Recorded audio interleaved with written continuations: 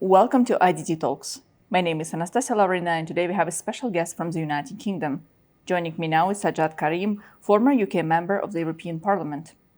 Warm welcome to IDT Talks. Thank you. It's always a pleasure to be here. Thank you so much.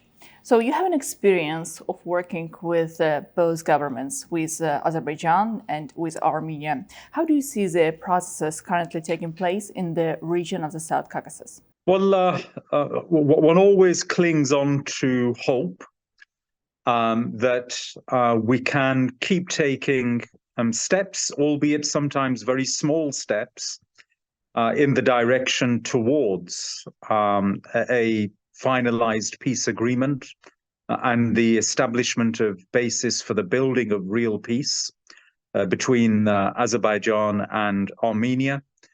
Is certainly, I think, is very clear that so far as the people of Azerbaijan are concerned and the people of Armenia who are within Armenia are concerned, they would very much want to invest in building peace with their neighbors.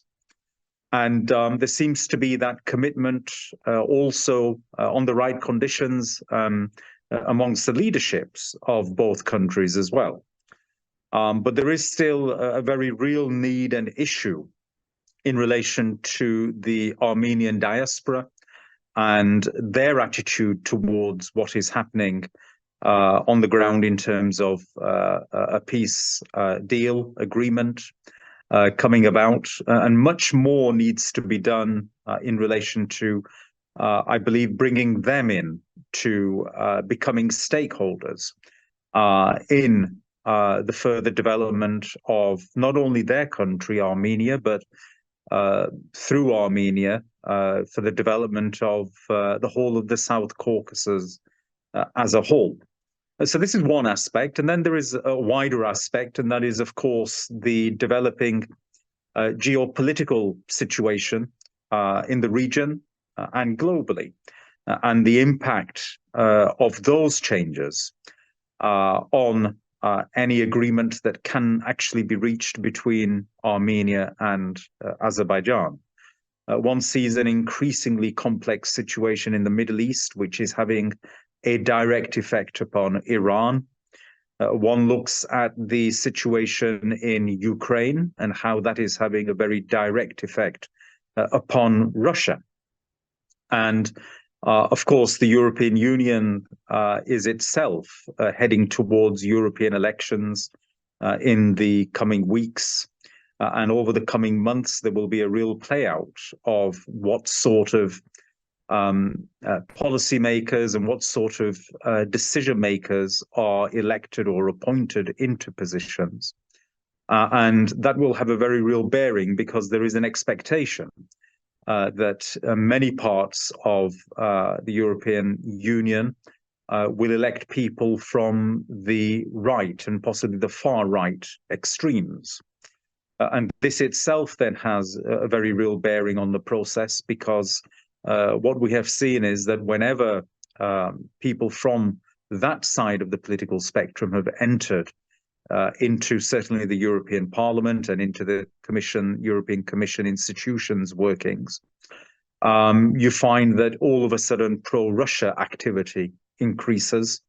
And all of these things, I'm afraid, will come together to have a bearing that creates further challenges for creating peace between Azerbaijan and Armenia. Well, France, NATO member state, sending military equipment to Armenia, talking about any kind of military alliance between two countries. Let's say inspiring and pursuing other member states of the European Union and also partially the United States, militarize Armenia, somehow forming a military base in Armenia near the conditional border with Azerbaijan. What is the danger of future militarization of Armenia? Do you see any threat in that? I do. And this is a very unhelpful development, as I perceive it. But as I discussed with you when I was last in Baku for your last program that you recorded with me, I set out that France and President Macron's position here seems to be that whenever France is under pressure in Africa, there seems to be a need to show globalist intentions elsewhere.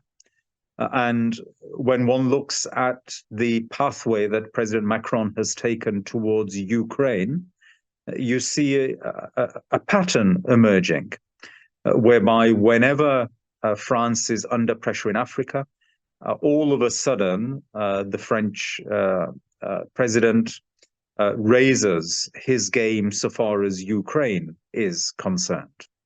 And we see now this happening also with Armenia. This weaponry that has been promised is mainly old weaponry, so it's quite symbolic.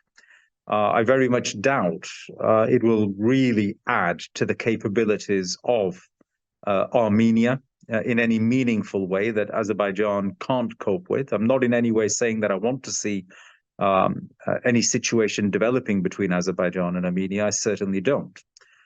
So it's quite symbolic what he is doing. But also what worries me is this, that by taking this step, on the one hand, he is making arguments that President Putin and Russia must now be contained in the European Union and in Ukraine.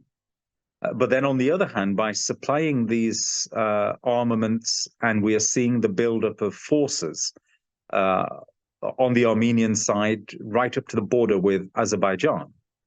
This then raises a question as to Armenia's own territorial integrity and security so far as Russia is concerned.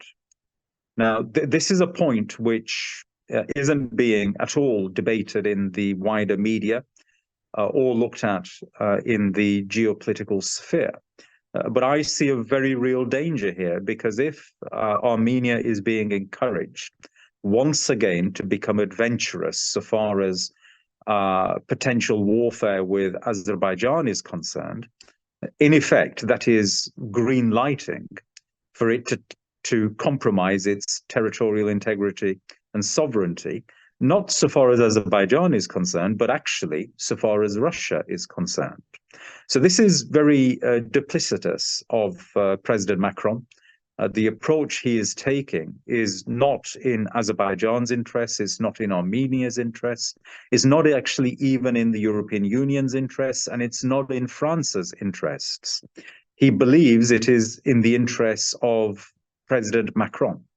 And that is where it stops, because ultimately, he finds himself in a situation where France, the next presidential election, you have a far-right contender in Marine Le Pen, whose election actually will be disastrous for the European Union and for France itself.